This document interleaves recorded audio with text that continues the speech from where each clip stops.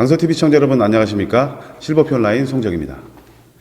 제20대 대통령 선거가 종료되고 윤석열 당선인의 대통령직 인수위원회의 활동이 밀도 있게 진행되는 가운데 문재인 정부가 주도했던 사회주의적 장교양 제도들의 개혁을 주장하는 시민단체들의 활동이 늘어나고 있습니다.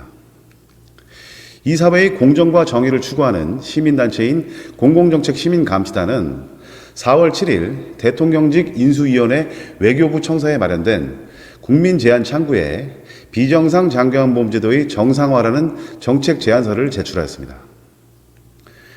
이 모임에 앞서 공공정책시민감시단과 한국노사협의원대, 한국노총 소속 한국노인복지산업 종사자 노동조합, 그리고 고양시, 동두천시, 성남시 지역 장교양기관협회는 기자회견을 열고 보건복지부의 비영리 재무회계 규칙 강제화, 장교양기관 지정갱신제, 국공립 장교양기관 확충 방안 등 사회주의적 장교양제도 철폐를 주장하고 적절한 예방 조치 없이 민간 장교양인들을 무조건 범죄인 취급하는 야만적 행위를 중단하라고 촉구했습니다. 기자회견 후 참석한 시민단체들은 국민의힘 정미경 최고위원에게 제도 개선을 위한 정책 제안서를 전달하고 좌파 정부에 의해 저질러진 사회주의적 장교양보험 제도는 자유민주주의와 시장경제, 헌법 정신 준수, 민생 규제 완화를 중심으로 개혁되어야 한다고 주장했습니다. 이 시민단체들이 잘못된 장교양보험제도 개혁을 주장하는 배경이 무엇일까요? 시민단체 대표들의 의견을 들어봐야겠습니다. 장교양제도 개혁 왜 필요한가? 대한민국의 모든 노인복지나 장교양보험 정책은 보수, 진보 구별 없이 이용자인 노인을 보호한다는 이유로 사회주의적 정책을 근간으로 하고 있습니다. 수혜를 당하는 시민들의 입장에서 보면 좋은 일일 수 있긴 합니다. 그 한 사례로 2008년 7월 출범한 장교양보험제도는 14년 후인 현재 대국민 서비스 만족도 90% 이상을 차지할 정도의 대표적인 국민 서비스로 자리 잡았습니다. 종사자들의 입장에서 보면 코로나19의 국가적 위기 상황에서도 장교양보험은 가장 안정된 일자리를 유지하고 있고, 어르신을 모시는 가족의 입장에서는 어르신의 노후 봉양을 장교양기관이 책임지는 효문화의 정착 등 긍정적인 성과가 있었던 것은 분명합니다. 하지만 그런 커다란 성과에는 장교양기관 수의 95%를 차지하고 있는 서비스 공급자인 민간 장교양기관 운영자와 종사자들의 큰 기여가 있었음에도 불구하고 정부의 사회주의적 정책 운영에 기초한 공권력의 횡포와 갑질로 민간 장교양기관 운영자와 종사자의 고충은 하늘을 찌르듯 높아진 상태입니다.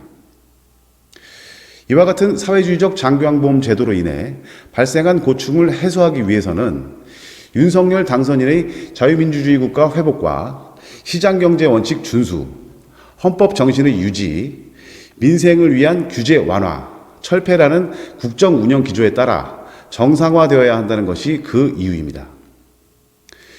2008년 7월 노인 장교양보험이 출범한 후 장교양기관 현장은 보건복지부와 현장의 민간 장교양기관 간의 전쟁과 같은 대혼란이 야기되었습니다. 대혼란의 발단은 보험 초기 영리 주체로서 출발한 노인 요양시설에게 비영리를 의미하는 사회복지법인 및 사회복지시설 재무회계 규칙을 강제적으로 적용한 것이 그 빌미가 되었습니다. 장교양보험 시장을 수렁으로 빠뜨린 보건복지부의 사회주의적 장교양보험 운영의 연역을 공개해 보도록 하겠습니다. 노인 요양시설은 국세청으로부터 사업자 등록증을 발급받고 영리사업으로 출발을 하였습니다. 하지만 2011년 보건복지부는 노인복지법에 의해 설치한 노인요양시설을 사회복지시설에 편입시키는 사회복지사업법을 개정하게 되고, 개인의 자산을 투입하여 설치 운영 중인 노인요양시설에 강제 적용하는 사회복지법인 및 사회복지시설 재무회계 규칙을 개정하여 비영리화를 시도하게 됩니다. 민간 장교양기관 현장의 거센 반발을 시작으로 결국 2013년 1월 1일 법 시작을 실패하게 되고, 보건복지부 한국노인장교양기관협회를 내세워 2014년 1월 재무회계 규칙 강제 적용을 위한 전국 순회교육 실시를 하게 됩니다.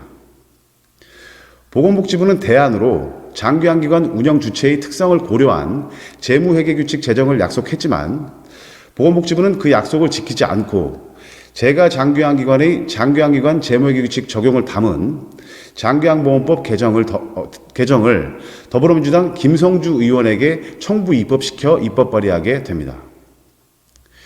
이에 보건복지부의 약속 위반을 규탄하는 현장의 거센 반발이 시작되게 되고 보건복지부는 이를 억누르기 위해 민간 장기환기관을 범죄인 프레임 씌워 언론과 합작하여 여론을 조작하기 시작합니다.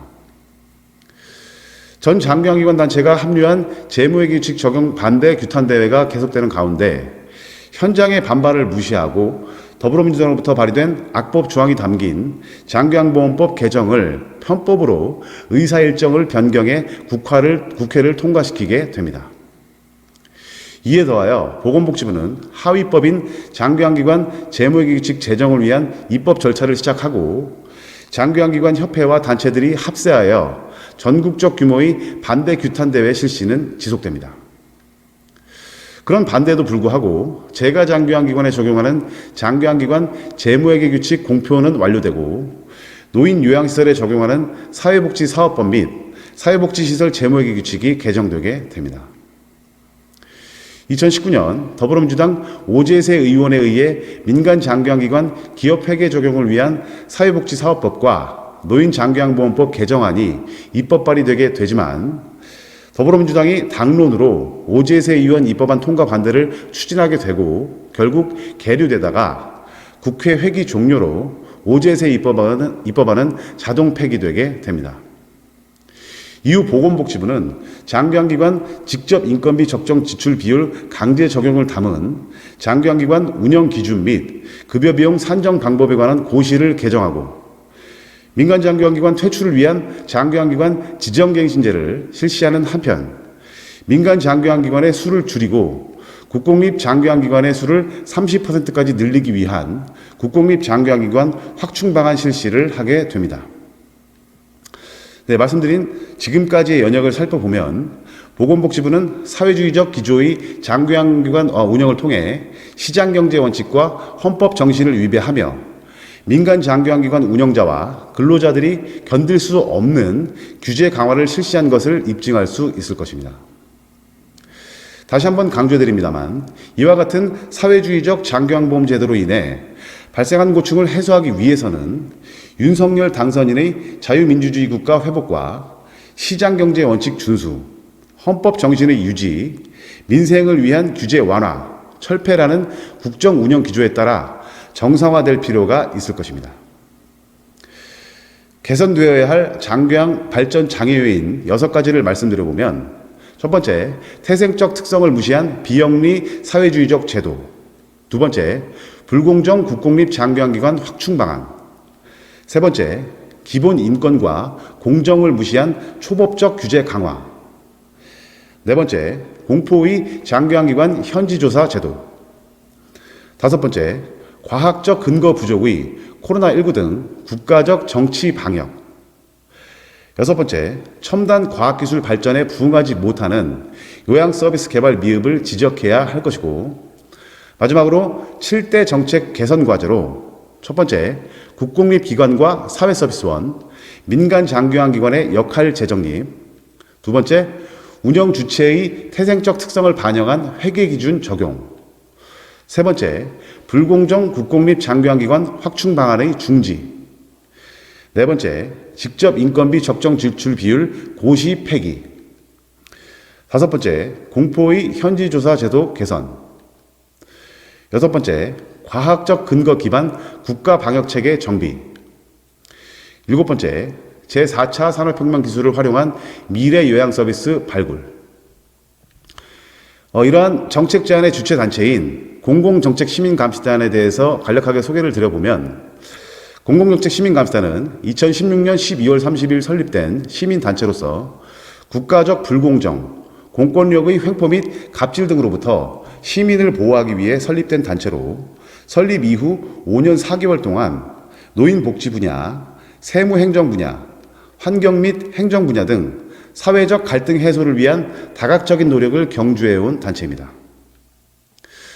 그와 공동 주관하는 단체는 한국노사협연대, 그리고 한국노총 산하단체인 한국노인복지산업 종사자 노동조합, 그리고 고양특례시, 동두천시, 성남시, 광주광역시, 울산광역시, 대전광역시, 의정부시, 경상남도 등 다수의 지역 장교환기관 협회 등이 참가하고 있습니다. 이러한 시민단체들의 적극적이고 끈질긴 사회주의적 장교환보험제도의 개혁이 차기 윤석열 정부에서 구현될 수 있도록 장교환기관 현장의 큰 힘과 한 방향으로의 일치된 목소리가 이루어져야 할 것입니다. 시장경제 원칙과 헌법 정신을 수호하며 미래지향적인 장교환 발전을 위해 소박한 시민인 민간 장교환인들이 마음 놓고 어르신을 섬길 수 있는 세상이 오길 바라봅니다. 네, 오늘 여기까지 말씀드리겠습니다. 감사합니다.